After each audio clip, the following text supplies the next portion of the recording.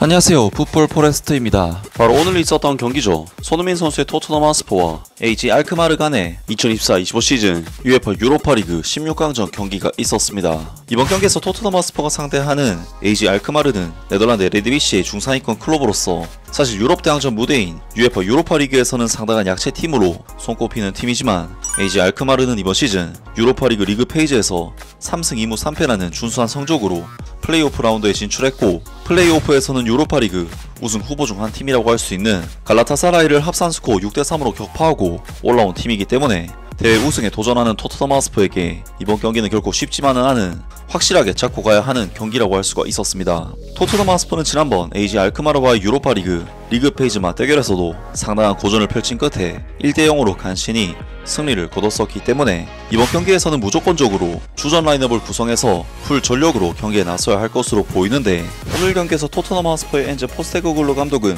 굴리오모 비카리오 골키퍼, 제드 스펜스, 아치 그레이, 케빈 단조, 데스티니 요도기, 루카스 베리발, 로드리고 벤탄쿠르, 제임스 메디슨, 브레논 존슨, 마티스텔, 손흥민 선수까지 주말 프리미어리그 경기를 앞두고 있음에도 불구하고 토트넘 하스퍼 팀 자체가 유로파리그에 큰 목표가 있었기 때문에 대부분의 주전 선수들을 그대로 기용했고, 사실 선발 라인업에는 이전 경기와는 큰 차이가 없었지만 크리스찬 로메로, 미키 반더벤, 도미닉 솔랑키 선수가 마침내 부상에서 회복해 벤치 명단에 이름을 올리면서 근래 봤던 토트넘 하스퍼의 팀 스쿼드 중에서는 사실상 가장 강력한 라인업이 구성되어 이번 알크마르와의 경기에 나섰습니다. 그리고 알크마르에서는 토트넘에서 제2의 해리 케인이라고 불렸던 트로이 페러 선수라든지 마크 반보멜 선수의 아들 루벤 반보멜 등 주목할 만한 선수들이 출전해 토트넘 하스퍼를 상대했는데요. 그리고 이번 경기에서 토트넘 하스퍼는 AG 알크마르를 상대로 확실히 객관적인 전력상 큰 우위를 가지고 있는 팀인 만큼 경기 시작부터 상당히 주도권을 잡는 경기를 했고, 기본적인 볼 소유권 자체는 토트넘 하스퍼가 가져가는 양상의 경기가 나왔는데, 저마저 볼 점유율이 2배 가까이 차이가 날 정도로 토트넘 하스퍼가 점유율만 봤을 때는 앞서가는 경기를 펼쳤습니다. 하지만 토트넘 하스퍼는 이번 경기에서 더 많은 볼 소유권을 가지고 가는 경기를 했음에도 불구하고 공격에서는 이렇다 할 찬스를 만들어내지 못했고, 알크마르의 압박에 상당히 고전을 하면서 계속해서 공격 진영에서 볼을 뺏겨 역습을 얻어맞는 굉장히 비효율적이고 어려운 경기를 펼쳤는데, 토트넘 하스퍼는 전반전 3분 만에 오른쪽 측면 수비 라인이 완전히 허물어지면서 트로이 페러 선수에게 거의 실점을 내줄 뻔하는 위협적인 찬스를 내줬습니다.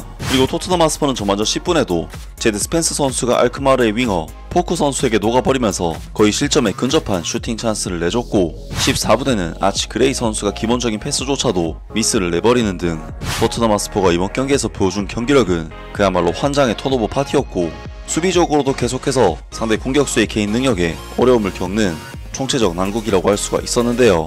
그리고 토트넘 하스퍼는 전반전 17분 코너킥 상황에서 루카스 베리발 선수가 볼을 걷어낸다는 것이 토트넘 하스퍼의 골문으로 향해 버렸는데, 어처구니 없게도 이것이 토트넘 하스퍼의 골문 안으로 들어가 버리면서 토트넘 하스퍼는 최악의 경기력을 보인 끝에 선제 실점까지 내주는 그야말로 최악의 상황으로 경기가 전개되었습니다. 그리고 실점을 허용한 뒤에도 토트넘 하스퍼는 도무지 경기 흐름을 가져오지 못했고, 계속해서 알크마르에게 위험한 찬스들을 내주면서 위기에 빠졌는데, 전반전 23분 토트넘 하스퍼는 트로이 페러 선수의 슈팅의 세컨볼을 포크 선수가 발리 슈팅으로 가져가면서 또 한 번 찬스를 내줬고, 31분에는 트로이 페러 선수에게 결정적인 1대1 단독 찬스까지 내줬지만 비카리오 골키퍼가 간신히 막아내면서 한 골 차이를 유지했습니다.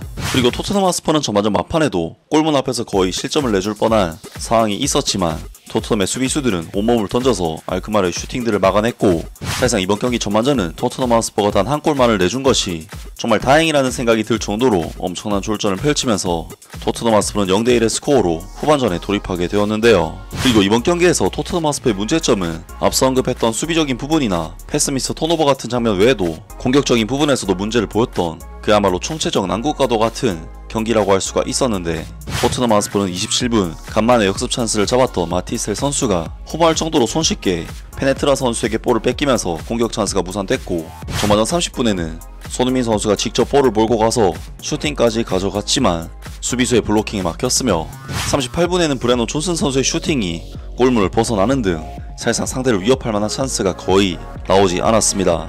그리고 토트넘 하스퍼의 가장 심각한 장면은 33분 프리킥 상황에서 나왔는데, 팀의 주장단인 손흥민, 제임스 메디슨 선수는 서로 대화를 나눈 뒤 변칙적인 프리킥 세트피스를 시도했지만 이것이 서로 간의 사인이 맞지 않으면서 엇갈려 버렸고, 토트넘 하스퍼는 정말 좋은 위치에서의 프리킥 찬스를 허무하게 날려버리고 말았습니다. 사실 손흥민 선수와 제임스 매디슨 선수는 두 선수 모두 주장단에 속하는 선수들이기 때문에 팀의 중심을 잡아줘야 할 이 두 선수가 이런 실수를 저질렀다는 것은 얼마나 팀이 힘든지를 알 수 있게 해주는 대목이라고 할 수 있었는데요. BBC에서도 토트넘 하스퍼의 전반전 심각한 경기력에 대해 비난을 보냈는데 제임스 매디슨이 25야드 떨어진 곳에서 프리킥 찬스를 얻어냈지만 간단히 요약하면 정말 엉망진창이다. 이는 토트넘 하스퍼의 전반전 경기력을 요약한 장면이다. 자책골과 그 끔찍한 프리킥 루틴이 지금까지의 스퍼스를 요약한다. 우리는 이를 감당할 수 없을 만큼 무기력하다. 우린 정말 아니다. 토트넘 하스퍼는 전반전을 뒤쳐졌고 솔직히 말해서 그들이 입은 피해가 단 한 골에 불과한 것은 운이 좋았다 라면서 토트넘 하스퍼가 0대1로 뒤진 스코어가 오히려 다행이라는 호평을 쏟아냈는데요. 이에 엔제 포스테코글루 감독은 후반전이 시작되자마자 존재감이 거의 없었던 마티셀 선수를 교체시키고 최근 폼이 좋은 윌슨 오도베르 선수를 투입시켜 변화를 줬는데 아쉽게도 토트넘 하스퍼는 후반전 들어서도 경기력적인 측면에서 이렇다 할 변화를 만들어내지 못했고 그나마 51분에 손흥민 선수가 왼쪽 측면에서 파고드는 움직임을 통해 개인 능력으로 슈팅까지 가져가는 장면이 나왔지만 아쉽게도 손흥민 선수의 슈팅은 터무니없이 빗나가버리면서 토트넘 하스퍼는 후반전 중후반까지도 유효 슈팅을 단 한 개도 기록하지 못했습니다.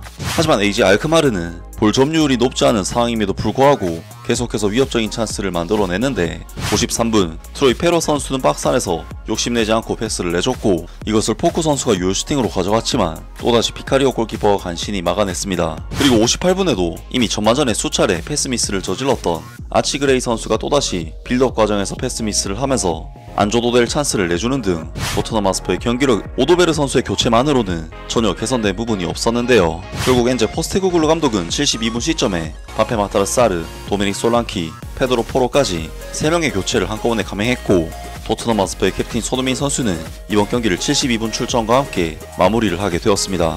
하지만 토트넘 하스퍼는 결국 반전을 만들어내지 못했고 알크마르와의 이번 경기를 0대1 패배로 마무리하게 되면서 8강 진출을 장담할 수 없는 결과를 얻고 말았습니다. 그리고 손흥민 선수는 이번 경기에서 냉정하게 이렇다 할 활약을 하지 못했고 평점 6점대의 평범한 성적으로 이번 경기를 마무리했습니다. 정말 토트넘으로서는 이번 경기가 원정 경기이고 2차전은 홈 경기라는 점이 그나마 다행이긴 하지만 이번 경기에서 보여준 경기력으로는 사실 알크마르를 물리치고 8강에 올라간다 해도 4강이나 결승 등 그 이상 목표를 가지기는 힘들어 보이는데요. 토트넘으로서는 오랜 수건인 우승의 꿈을 달성하기 위해서는 정말로 갈 길이 멀어 보이고 손흥민 선수 또한 다음 경기에서는 더 좋은 폼을 보여줘야만 할 것 같습니다. 아무튼 오늘 영상은 여기까지고요. 영상 재밌게 보셨다면 구독과 좋아요 그리고 댓글 부탁드립니다. 감사합니다.